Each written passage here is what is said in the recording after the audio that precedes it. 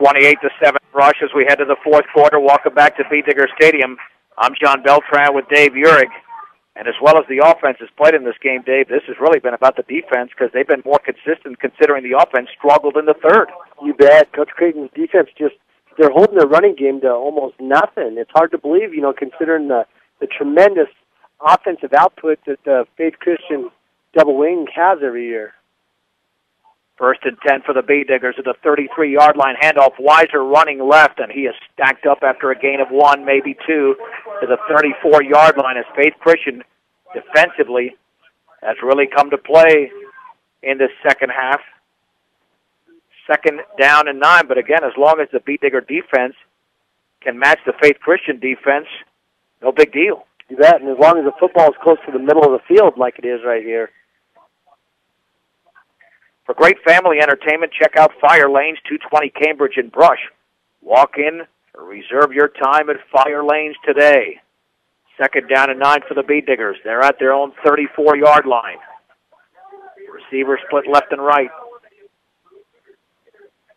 Garcia doing the smart thing, waiting for that play clock to get at about 5 seconds. He has the football. He'll pitch it right. There's Tanner Morrow to the 35-yard line, towards the sideline, cuts it back to the 45, swings it back towards the sideline, and he's down at around the 47-yard line. The tackle was made by Joshua Spitzer, and it's a B Digger first down.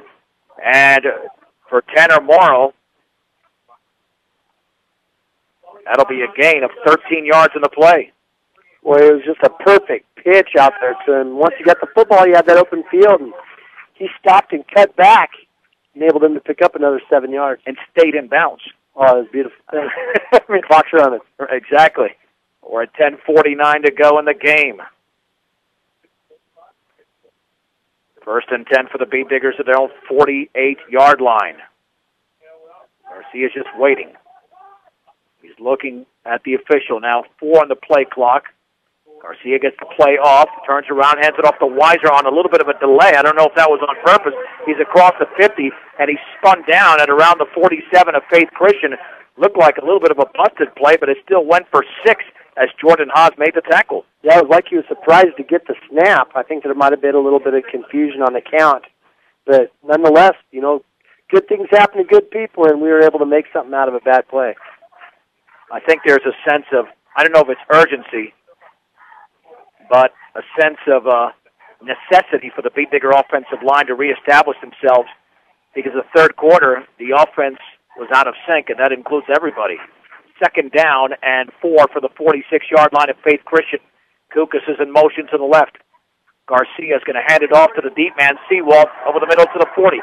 First down to the 30-yard line, inside the 30, as he storms his way to the 27. That's a gain of 19 yards for Skyler Seawald before Spitzer and Haas made the tackle and a B Digger first down. So it takes him up to 122 yards on 14 carries, and it happened early. Those fullbacks just kept tenderizing the middle of that Faith Christian defense, and it's starting to pay off now. At any level of football, I love that adjective you use, tenderizing, because that's exactly what it is. 1st and 10 for the Faith Christian 27. Rush is looking to tack on their first points of this second half. Faith Christian has not scored either. Garcia again waiting for the official to count it down to 5 seconds on the play clock. And Garcia to hand it off to Rosenbrock right up the gut. The ball is fumbled, and Faith Christian has got it. Rosenbrock was stripped at around the 23-yard line, and it looked like it was picked up by Brian Albright at the 21. Second turnover by the B Diggers, but at least this one occurs in Faith Christian territory. Yeah, after Brush took up a lot of time on the clock, and I know Joe's beating himself up over that, but, it's good that happens right now, and it doesn't happen later on in the postseason. 1st and 10 for Faith Christian at the 21-yard line. We've got 9:10 to go in the game. And that Faith Christian, if they have any chance of just getting back into the game, they're going to have to throw on virtually every play. One receiver out to the right. And back to throw is Buckman. Over the middle, pass is caught by McCartney, and he runs into a few B Diggers, but that's a first down across the 30 to around the 32-yard line. Tanner Morrow made the tackle, but it's a gain of 11. That was just a quick hitter right there from Buckman to McCartney. I'll put that ball just shy of the 32-yard line. Buckman out of the shotgun once again. A high snap, but he's got it rolling to his right. He's going to take off with the football at the 35, swing it towards the sideline at the 40. He's got a first down as he runs out of bounds at around the 44. It's a pickup of 12 yards. Another Faith Christian first down. The clock stops with 8:47 to go in the game. And again, Faith Christian in a no-huddle offense. No matter what your loan needs, stop by High Plains Bank at 502 Central Avenue in Wiggins. Also inquire about checking and savings accounts as well as CDs at High Plains Bank in Wiggins. 1st and 10 for the Eagles at their own 44-yard line. In motion to the right is Rendells. Back to throw is Buckman. Pressure coming. Rolls out of it. Flag is down. That's going against Faith Christian. Taking off is Buckman. Up the left side. He's tackled by Rosenbrock from behind at the 45-yard line. It'll be a gain of 11, but that's coming way, way back. A hold against the Eagles, and it was well behind the line of scrimmage. Well, I'll tell you what, the Diggers are just getting a lot of pressure on Buckman right now as he drops back to pass. Those defensive ends are really bringing it. This is going to go way back there, Dave. The flag is sitting at the 35. The line of scrimmage was the 44. So this could amount to, a 15 to 18-yard penalty. I mean, if it's exactly where the flag is at, it'll be a 19-yard penalty, but I'm not sure that's going to be the case. No, it's going to be the case. In fact, it's a 19-yard penalty. It's back to the 25-yard line. So now we're looking at 1st and 29 for Faith Christian. I'm worried about Joe Rosenbrock a little bit right now as it looks like he's pulled a muscle or something. He's a little shaken up, but he's still on the field.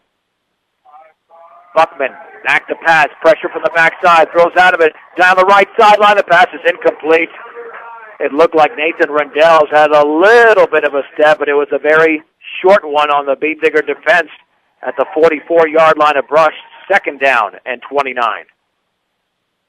Boy, I'll tell you what, Hansen and Muir brought the pressure again. He just barely got the ball off. He stepped up just in time to have those two defensive ends run into each other. Buckman's done a nice job of stepping up in the pocket here in the second half. 2nd down and 29 to go from the 25-yard line. 8:23 to go in the game. Brush up 28-7, and Buckman short drop, throws it out to his left, caught by McCartney. He gets a block. Stutter steps back towards the middle, across the 30 to the 31. Eric Garcia made the tackle. The gain, though, is only around 6 yards, and Garcia's down. I think he's cramping up. 181 yards passing now for Buckman. Yeah, Garcia looks like he's cramping up. So give him 6 yards. That'll set up a 3rd down and 23. Clock stops with 8:01 to go. Yeah, that's when you see a cramp, it's usually the most comforting type of injury because you know that's the most temporary type of injury. Everything else is usually a little bit more permanent. I mean, I don't see anything else other than a cramp, Dave. Yeah, no, it looks like Coach Stretch is just stretching out his calf. He's pushing on the top of his foot and keeping his legs straight and trying to get that calf muscle to straighten out. Let me tell you, those cramps hurt like crazy, man. I mean, those things, when you get them good, I mean, it takes a lot to stretch it out, but he's getting some fluids as well. Welcome home to your hometown grocery store featuring Morgan County's largest variety. The Brush Grocery Cart. I'm John Beltran with Dave Urich from Beat Digger Stadium. 8:01 to go. The Beat Diggers with a 28-7 lead over Faith Christian, looking for their first ever win against the Eagles in a series that started in 1998. They had met 5 times in the playoffs, and twice they have played in the regular season. This is the 3rd time.